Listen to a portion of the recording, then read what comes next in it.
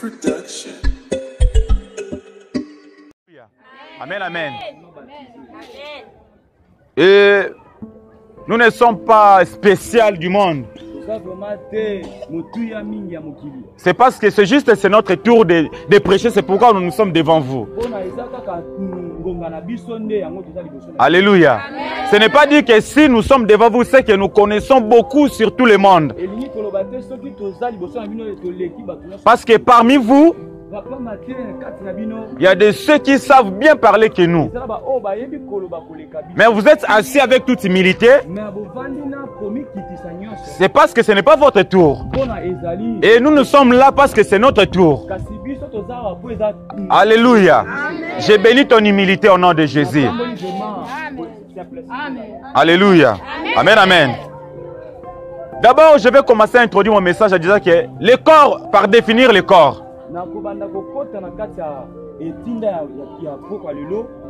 Pour définir le corps d'abord.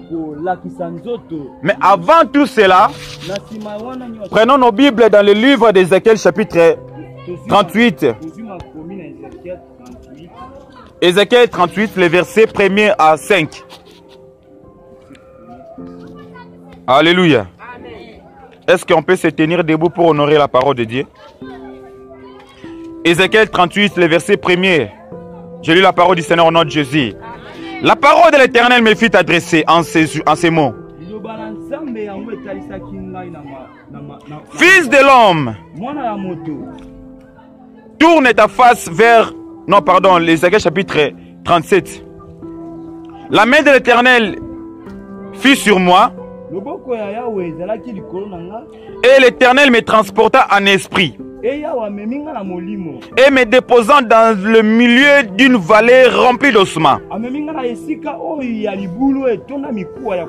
Il me fit passer auprès d'eux, tout autour. Et voici, ils étaient fort nombreux à la surface de la vallée. Et ils étaient complètement secs. Il me dit, fils de l'homme, ces eaux pourront-ils vivre? Je répondis, Seigneur éternel, tu le sais. Il me dit, prophétise sur ces os et dis-leur, ossements déchaissés, écoutez la parole de l'Éternel. Ainsi parle le Seigneur, éternel en ces os. Voici, je vais faire entrer en vous un esprit et vous vivrez. Alléluia. Prenons le livre des Actes des Apôtres, le chapitre 2, le verset 1er. Actes des Apôtres, le chapitre 2, le verset 1er. Le jour de la Pentecôte, ils étaient tous ensemble dans le même lieu. Tout à coup, il vient du ciel un bruit, comme celui de vent impétueux. Et il remplit toute la maison où ils étaient assis. Des langues semblables à des langues de feu. Leurs parures séparées les unes et de l'autre. Et les posèrent sur chacun d'eux. Et ils furent tous remplis du Saint-Esprit. Et ils se mirent à parler en d'autres langues, selon que l'Esprit leur donnait de s'exprimer. Alléluia. Acclamons beaucoup pour la parole du Seigneur. Amen. Ok, vous pouvez vous asseoir. Amen, amen. Alléluia. Le thème est intitulé les œuvres des passagers du corps. Les œuvres des passagers du corps. Tout d'abord, le corps, par définition, c'est l'organisme humain.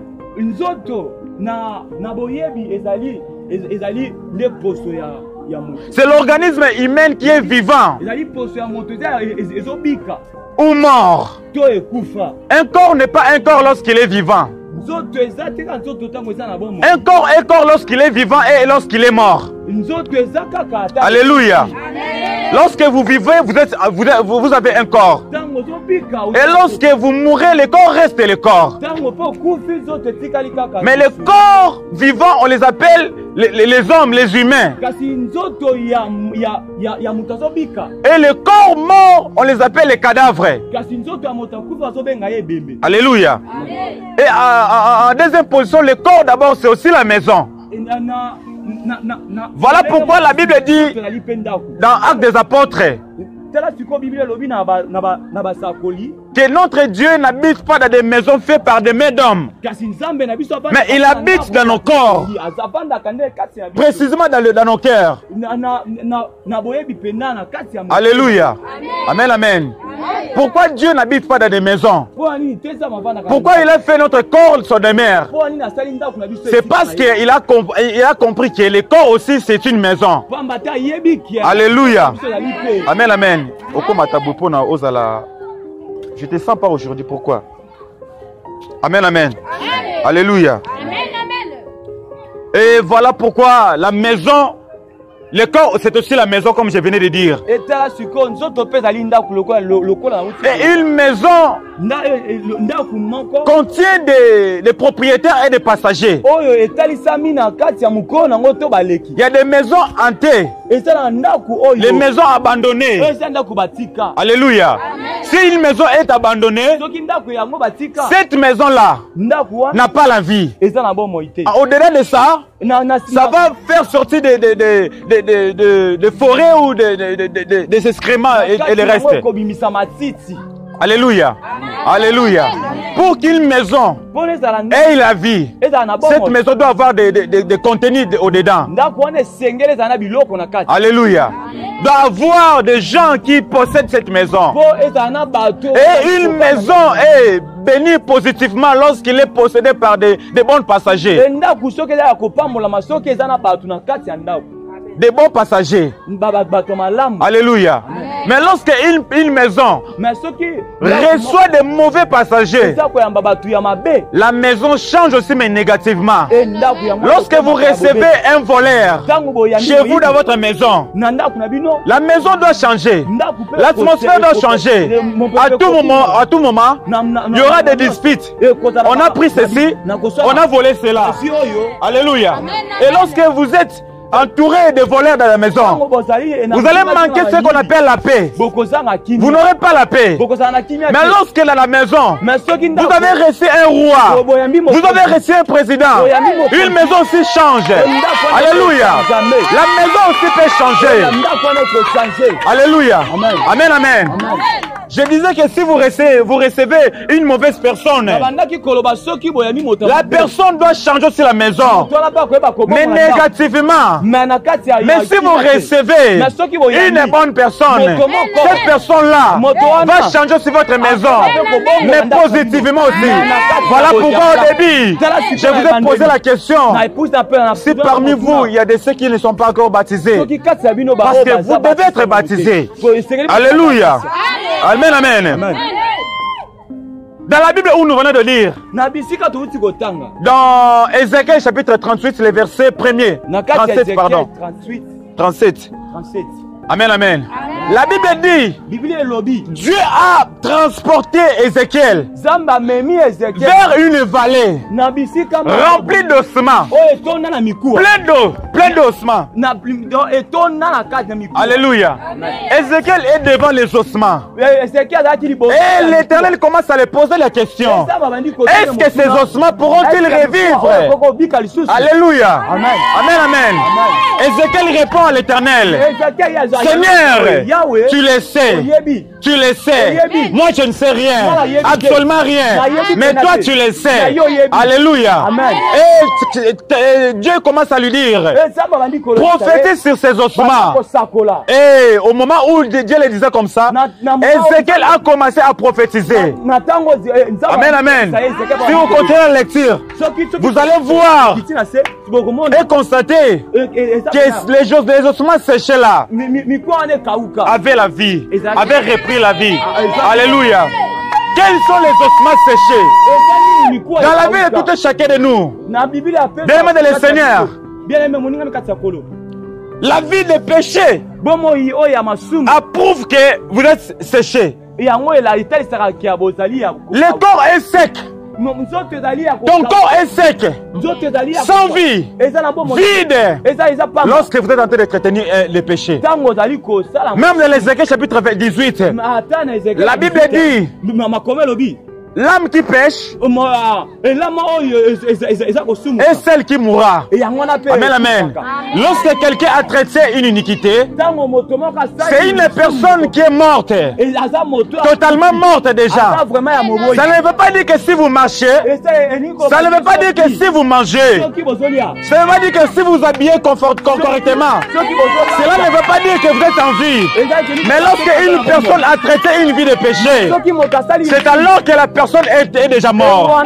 C'est alors que la personne est déjà enterrée. Alléluia. Amen, amen.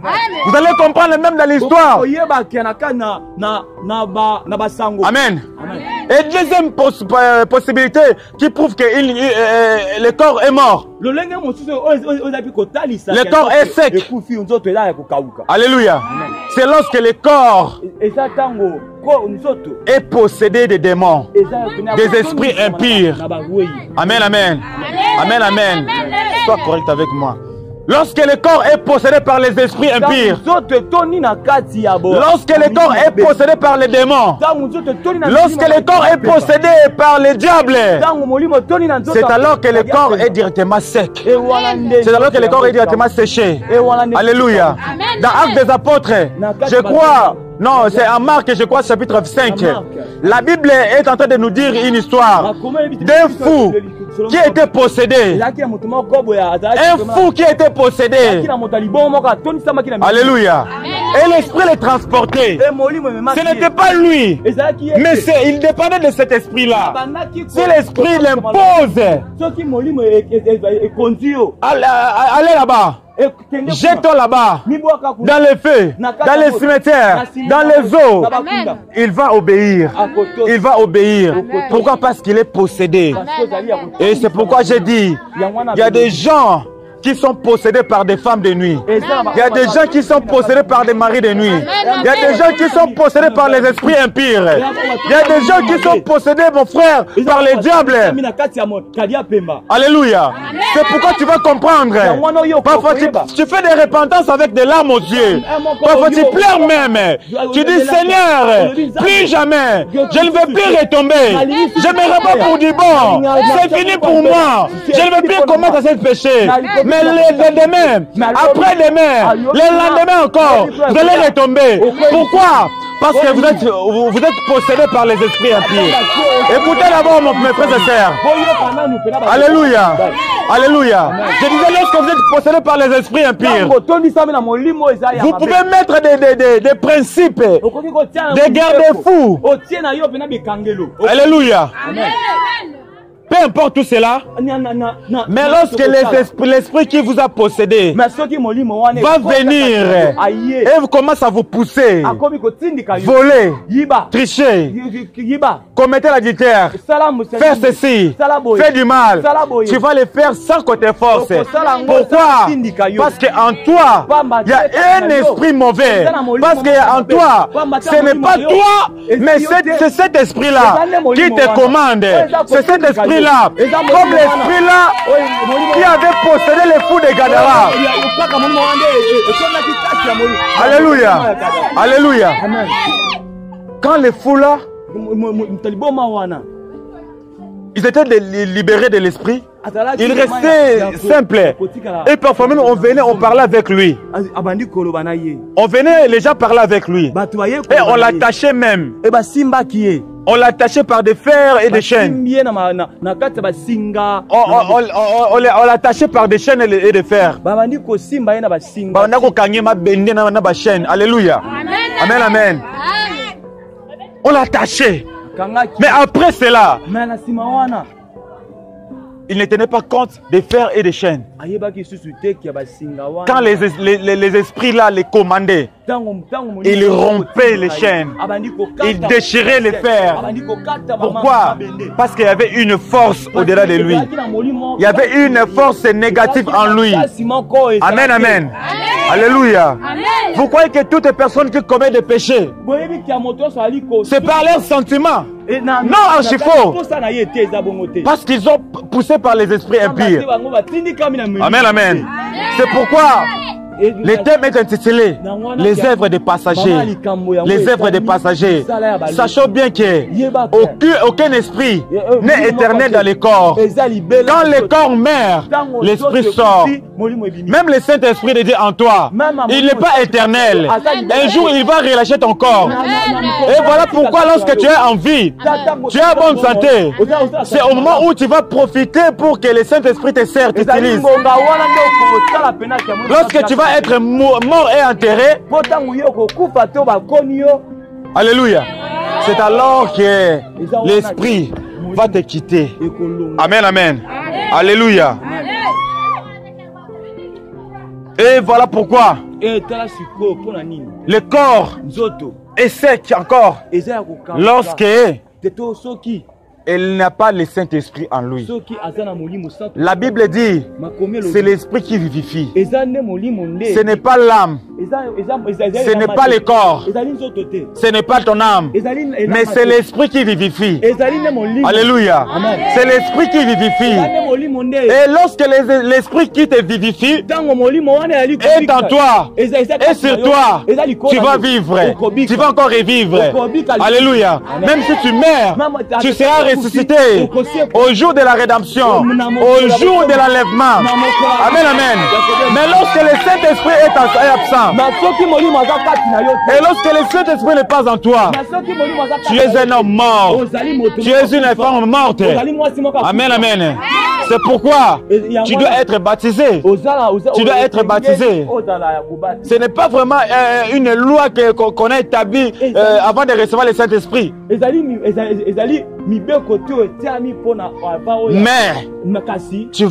tu dois être baptisé de toutes les façons. Amen, amen. Parce que tu es chrétien. Est-ce que tu peux acclamer pour le roi des rois?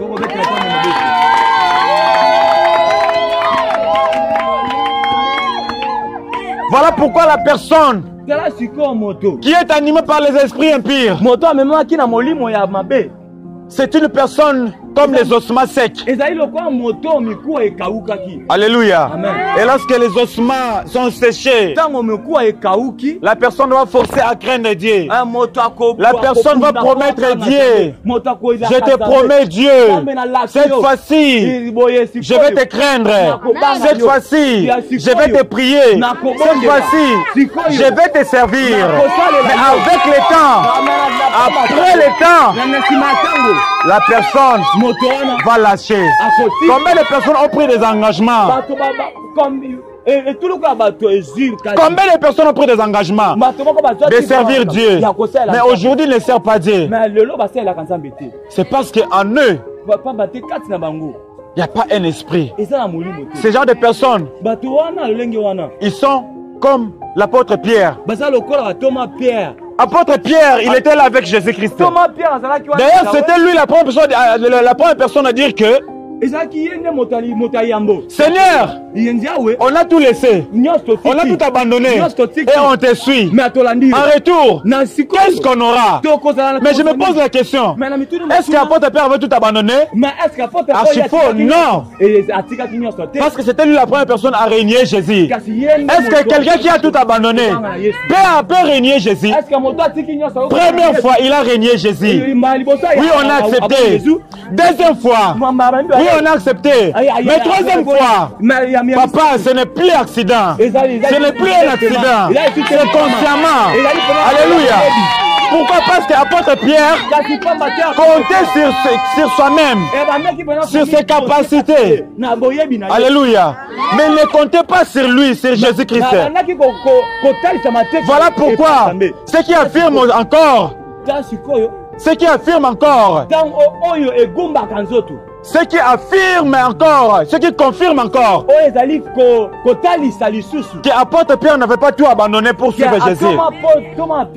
La nuit où Jésus-Christ devait être se rendre au maître des pécheurs. Il a demandé à l'apôtre Pierre de prier avec lui. Mais Pierre n'a pas voulu. Il est venu. Pierre, tu es incapable de prier même 1 heure du temps avec moi. Pierre a dit, oh, ok, ça va maître, je vais prier. T'inquiète, va-t'en. Jésus tourne le dos. Pierre retourne avec son sommeil. Il revient encore pour la deuxième fois. Il réveille Pierre. Pierre, réveille-toi, prie avec moi. Pierre le promet encore. Je vais prier Jésus. Retourne, allez prier, je vais rester prier aussi. Et lorsque Jésus tourne encore le dos, il retourne aussi avec son sommeil. Troisième fois encore. Ça, ce n'est plus un accident. Ça, c'est consciemment. Pourquoi? Cela prouve que Pierre ne veut pas tout abandonner. Cela affirme que Pierre ne veut pas tout abandonner. Alléluia. On a tout abandonné pour suivre Jésus-Christ. C'est pour compter en lui. C'est pas compter sur toi. C'est pas compter sur tes efforts. Alléluia. C'est compter sur son esprit. Alléluia. C'est pourquoi dans Zacharie la Bible dit, ce n'est ni par la force, ni par la puissance, mais c'est par mon esprit, dit l'Éternel des armées. Alléluia. Ce n'est ni par ta force. Tu fais des efforts de servir Dieu, de craindre Dieu, de suivre Jésus-Christ. Mais ne comptez pas de tes forces. Ne comptez pas de tes capacités. Comptez sur son esprit. Comptez sur sa puissance. Comptez sur son esprit. Alléluia. Parce que c'est l'esprit qui vivifie. Amen, amen. Amen, amen. Ça, Pierre n'avait pas compris cela. C'est pourquoi il a fini par régner Jésus-Christ. Mais au début, il prétendait à Jésus-Christ que j'ai tout abandonné. J'ai abandonné même ma femme et mes enfants pour te suivre. Pierre le Bouchard. Alléluia. Ne sois pas comme Pierre le Bouchard. De faire beaucoup de promesses à Dieu. Comme c'est toi qui as l'autorité sur ton corps. Le corps a des passagers. Les passagers peuvent être le Saint-Esprit. Les passagers peuvent être aussi les mauvais esprits. Et lorsque vous dites que je ne vais plus faire ça, comptez sur un esprit. Ne compte pas sur tes capacités. Ne compte pas de craindre d'être sur tes efforts. Mais compte sur la force du Saint-Esprit. Amen, amen. Alléluia. Est-ce que vous comprenez ensemble avec moi? Il y a des gens qui font des efforts de suivre Jésus-Christ, qui promet Dieu de les suivre. Mais après, ils abandonnent. Pourquoi? Parce que c'est comme l'apôtre Pierre. Au-dedans de l'apôtre Pierre, il y avait un esprit de se protéger, de se privilégier.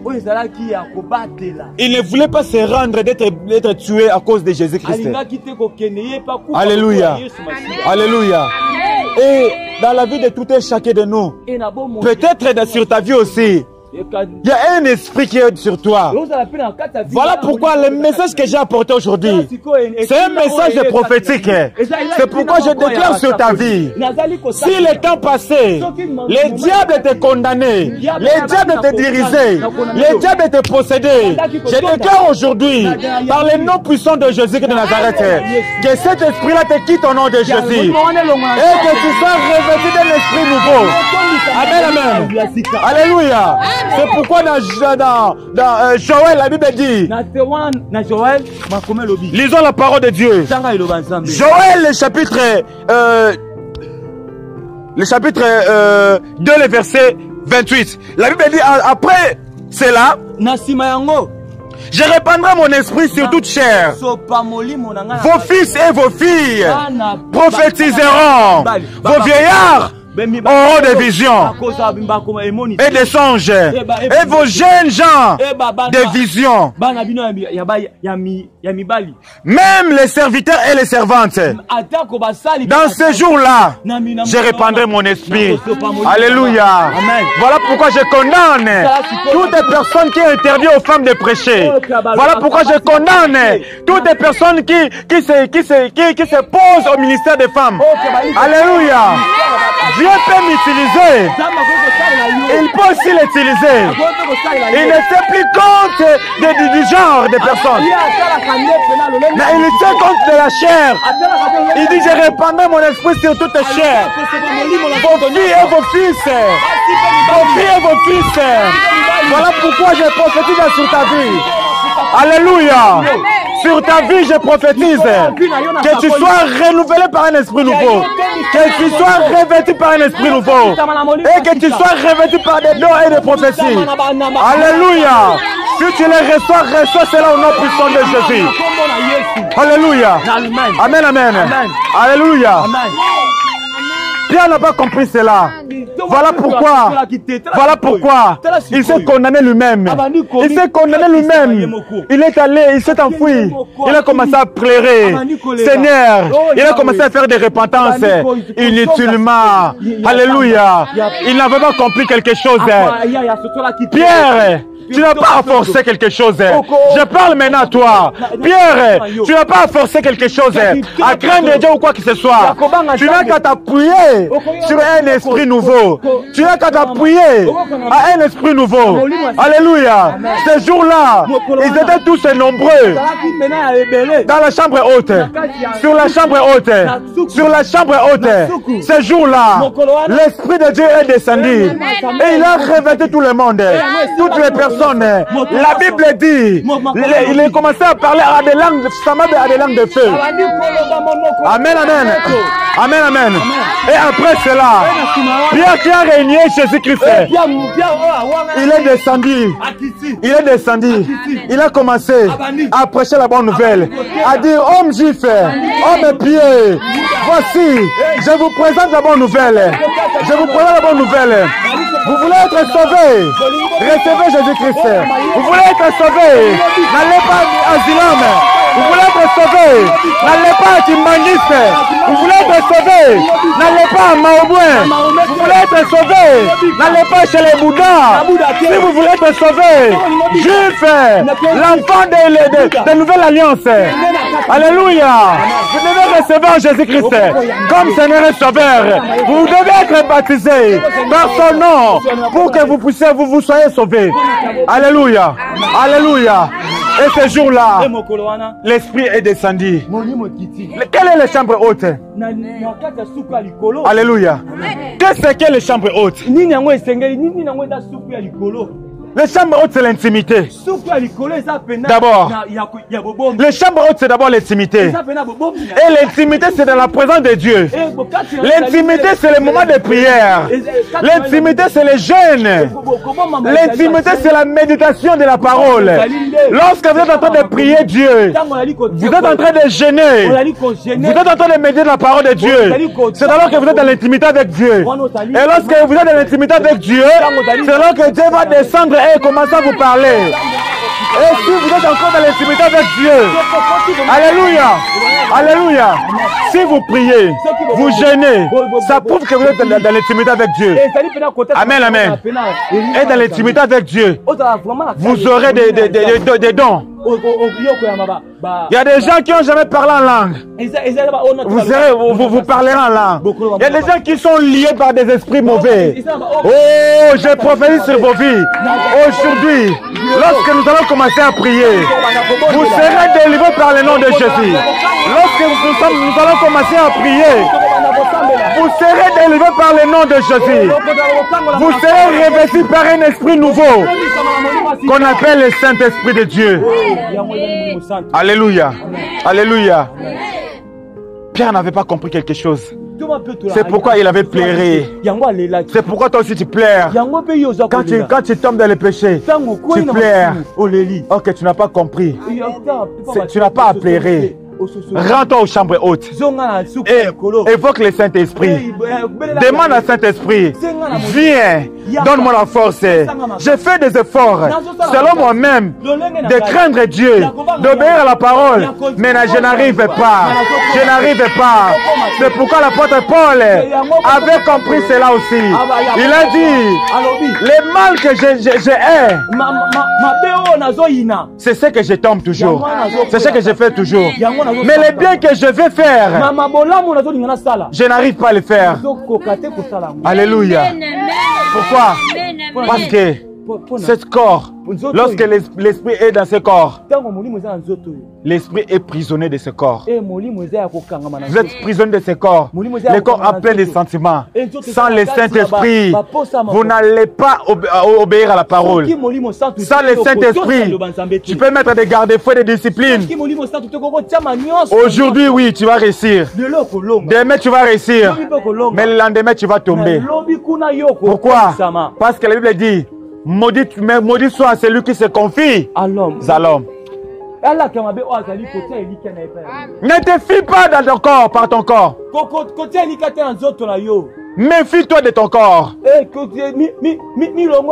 Alléluia. Amen, amen. Et lorsque vous êtes rempli du Saint-Esprit, dans l'intimité, si vous voulez être rempli du Saint-Esprit, vous devez être dans l'intimité.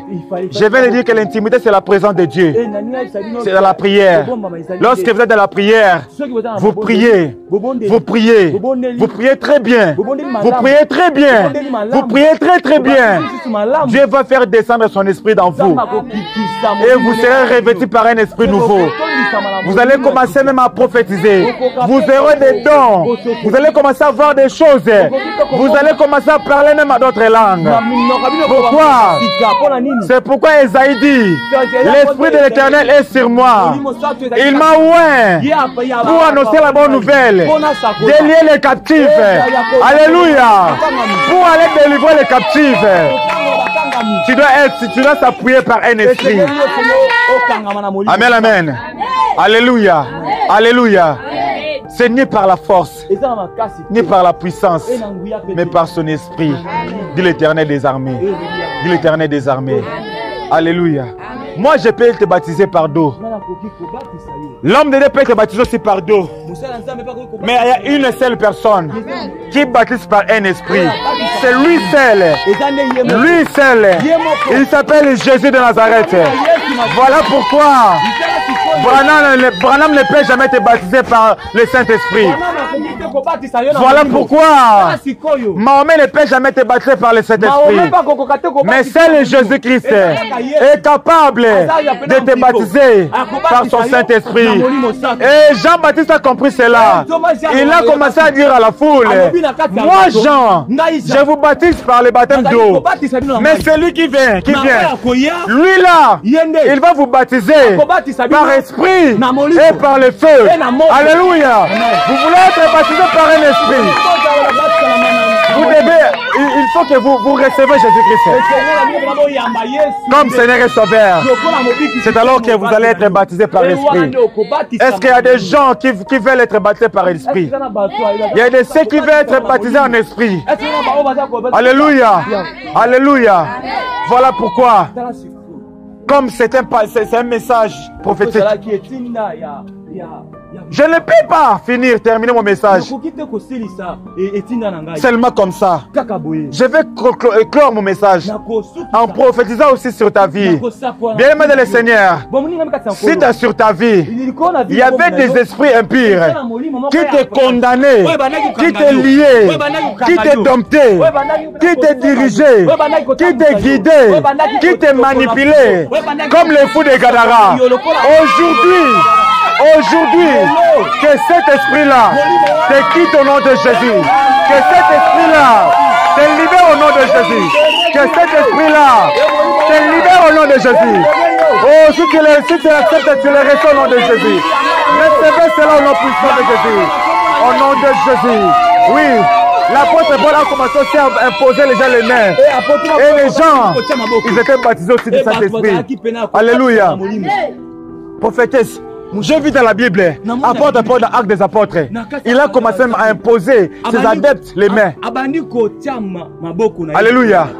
lorsqu'il imposait les mains, les gens étaient baptisés du Saint-Esprit directement. Alléluia. Par l'imposition des mains, tu peux aussi être baptisé par l'Esprit. Mais si tu es baptisé par l'Esprit, par l'imposition des mains, cela ne veut pas dire que c'est moi qui t'ai baptisé par l'Esprit. Alléluia. Parce que c'est Jésus-Christ qui baptise seulement. Moi, je peux imposer. Mais les miracles qui se passent là, les courants là, c'est Jésus-Christ. Alléluia. Alléluia. Est-ce qu'il y a de ceux qui sont prêts de prier, d'évoquer le Saint-Esprit sur leur vie? Alléluia. Est-ce que je parle aux gens de prière? Je parle aux personnes qui veulent prier. Je parle aux combattants et aux combattantes. Alléluia. Prenons déjà les positions de prier.